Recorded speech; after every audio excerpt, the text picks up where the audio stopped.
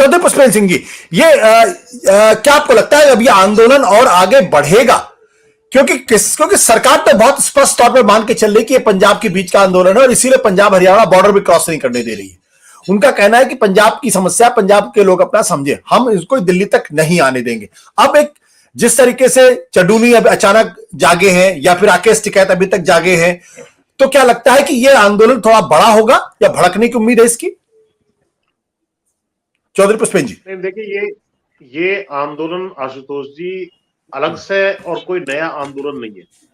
ये आंदोलन जो दिल्ली में आंदोलन हुआ था, जिसमें 700 से ज्यादा किसानों की शहादत हुई थी और 3 कानून जो थोपे गए थे किसानों के ऊपर वापस लिए थे, उसी में जो अन्य मांगे थी एमएसपी की लीगल गारंटी की या मुकदमे वापसी की या बाकी जो मांगों पे सहमति बन गई थी, उस सहमति पर कोई कार्रवाई ना करने की वजह से मजबूरी में इसकी शुरुआत हुई है। और इसमें पंजाब से शुरुआत हुई है, हरियाणा के संगठन भी अपनी कदम ताल कर रहे हैं। पंजाब में जो एसकेएम जो गुट था जो यहाँ पर आया हुआ था, उसके पार्ट ये लोग भी थे जो दिल्ली आया था। वो लोग भी कभी जो है उन्होंने रेल रोको का आंदोलन बीच में कर दिया है, ट्रैक्टर परेड निकाली जा चुकी है। इसी तरीके से पश्चिम उत्तर प्रदेश में भी लगातार जो है ट्रैक्टर मार्च और मीटिंग्स और ये सब चीजें शुरू हो गई हैं।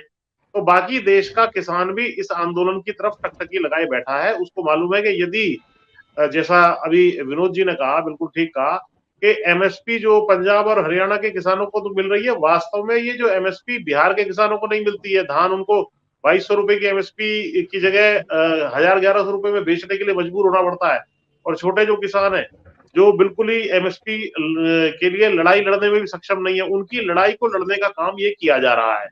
तो ये वास्तव में इसमें मांगे नहीं है, इसमें जो वायदे किए गए थे, जिन मांगों पर सहमति पिछले आंदोलन में बन गई थी, उनको जो है मनवाने के लिए एक प्रेशर बनाने की बात है। क्योंकि सरकार का सारा कार्यकाल खत्म हो गया और 2 साल का बहुत बड़ा पीरियड किसानों ने जो है इस सरकार को दिया था।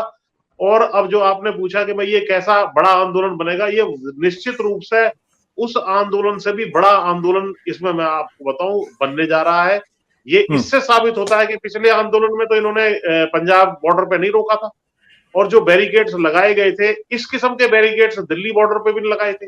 जब आज की तारीख में हम बात कर रहे हैं तो 200 किलोमीटर दूर जो अंबाला से क्रॉस करके हरियाणा पंजाब की तरफ जाते हैं, वहां पर बैठे हैं। और इधर जींद से जब जाते हैं आगे पंजाब की तरफ, तो वो खनौरी बॉर्डर है, वहां पर बैठे हुए हैं।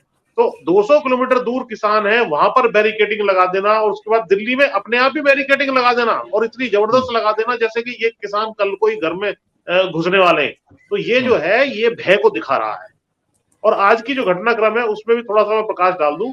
आज क्योंकि वार्ता विफल हो गई थी, इन्होंने बात नहीं मानी थी, रिजेक्ट हो गया था प्रपोजल जो भी इन्होंने दिया था, क्योंकि मांग या सहमति बनी थी एमएसपी की लीगल गारंटी पे, वो नहीं दे रहे थे। तो इन्होंने जो है मार्च की जो है हम लोगों ने घोषणा की थी कि 11 बजे हम आज 21 तारीख को मार्च करेंगे। मार्च शुरू होने से पहले ही जबरदस्त, जैसे दिवाली के पटाखे बजते हैं, मेरे पास वीडियो है, और बहुत जबरदस्त बम्बार्डमेंट जो है आंसू गैस का जो है दोनों बॉर्डर्स पे शुरू कर दिया गया पहला।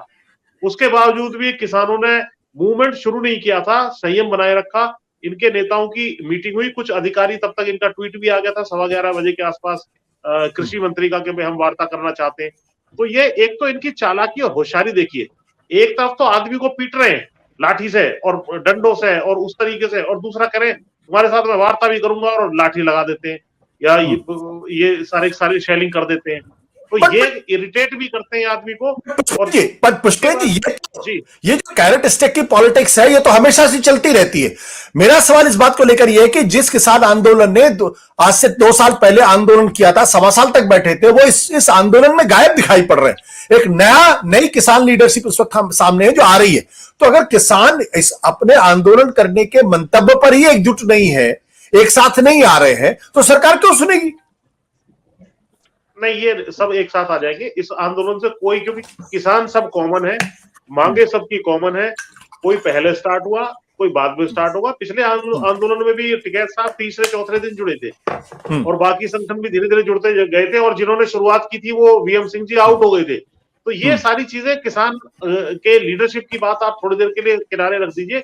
ये आंदोलन वास्तव में खुद का किसानों का आंदोलन है और किसानों के अनुसार ही इनको चलना पड़ेगा। बड़ा आंदोलन ये बनता चला जाएगा और कोई पीछे हटने का कोई सवाल ही नहीं है आपके माध्यम से, क्योंकि आपके चैनल को सरकारी तंत्र बहुत वॉच करता है। मैं बिल्कुल स्पष्ट वार्निंग दे दूं, ये किसी हालत में भी वापस नहीं जाएंगे। आप आज मान जाओ, 10 दिन बाद मान जाओ, 10 महीने बाद मान जाओ, चुनाव हो ना हो, ये एक बात और आ रही है कि साहब हम वार्ता करते करते इसको धीरे धीरे ले जाएंगे चुनाव की घोषणा तक और वो लग जाएगा आचार संहिता, फिर हम कह देंगे। हम किसी चीज को मानने वाले नहीं है जब तक आपने जो हमसे तय किया है वो आप ना दे दें। जी, सत्य हिंदी का ऐप डाउनलोड करें गूगल प्ले स्टोर पर।